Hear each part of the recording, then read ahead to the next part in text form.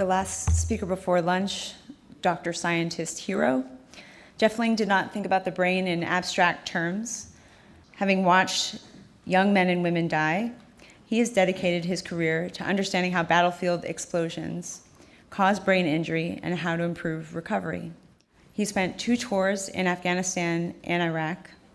And in addition to his role at several startup biotech companies, Dr. Ling is a professor of neurology and attending Neuro-Critical care physician at Johns Hopkins, and founder of the Center for Military Clinical Neurosciences at the USUHS.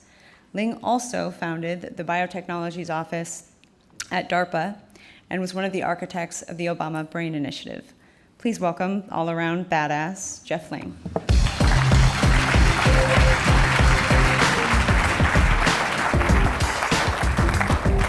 Thank you very much. I do not have a large series of slides. I think you'll be glad to hear that. Actually, I just have this one. And really, the question that I wanted to answer or help answer is this idea of saying yes. Yes to the organizers of the BrainMind conference. Right. And what they're trying to do, let's think about what they're trying to do. They're trying to create an opportunity space for the wonderful scientists of which we've been hearing about at this conference and the previous at Stanford and potentially at the next one, as well as into the investment community. To bring together 2 communities that traditionally have been a little bit far apart for a number of reasons. But how do we say yes to them to bring these 2 communities closer together so that there can be some meaningful interactions and there can be some investments into some of these wonderful things that we've been hearing to move it into the space that many of us live in, which is trying to improve the human condition. How do we say yes? And I would argue that there is an opportunity space right now in this time, that there is an opportunity to help facilitate that through a new federal agency. And I'll explain to you what I mean by that in short order. But right now, we do face a very obvious crisis.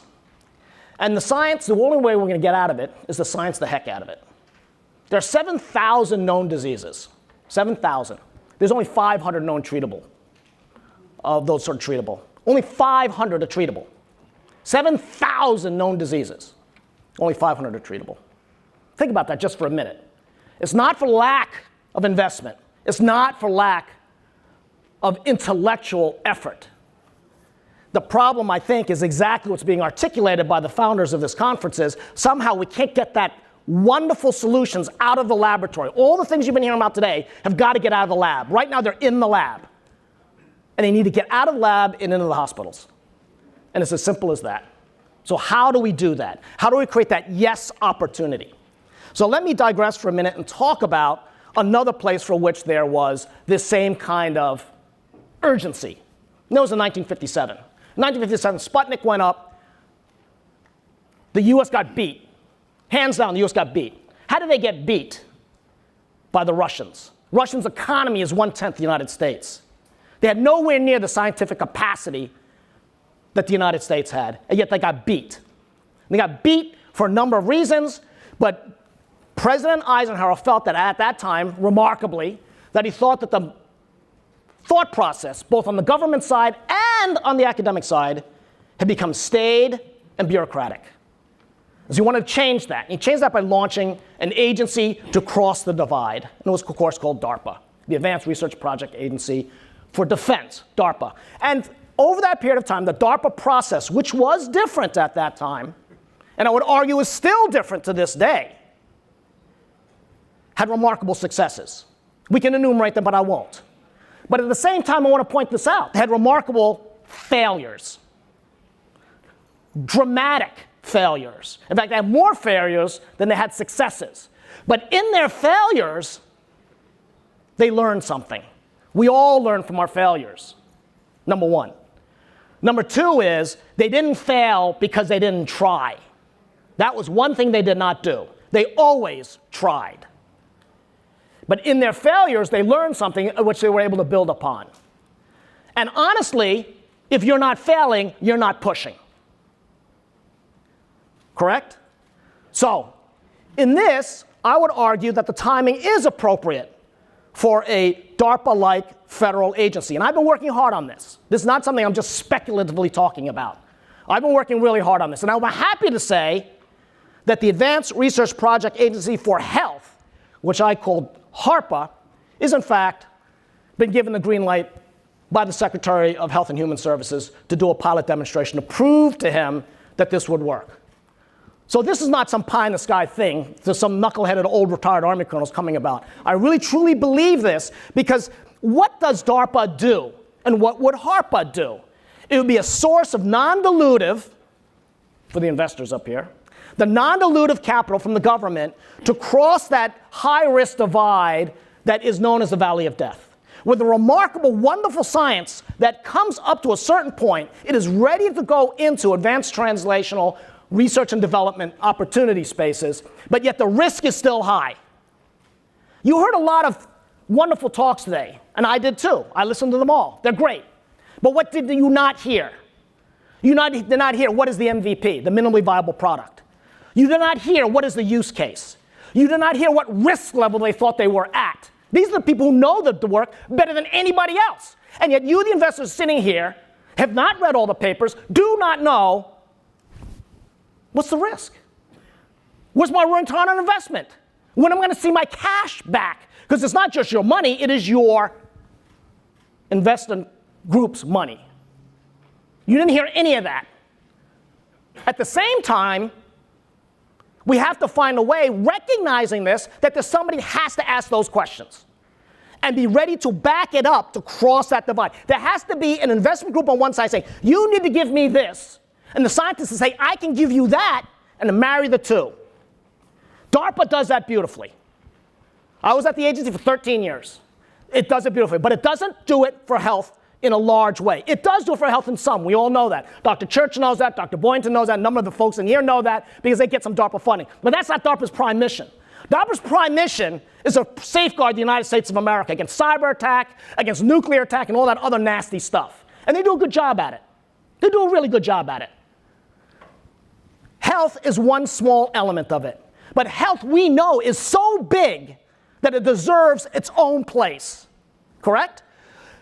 HHS is a $1.145 trillion agency. That's a T word, folks. That's a T word. And you would say, oh, that's almost as big as defense. No, the Department of Defense is $700 billion. Centers for Medicaid Services spend $600 billion a year. Almost the same as the entire Department of Defense goes to CMS. The entire Department of Defense goes to just the Medicare and Medicaid services. That's how important health is to us. And yet, HHS does not have a DARPA. Why not? We have an NIH. NIH is awesome. I love the NIH folks.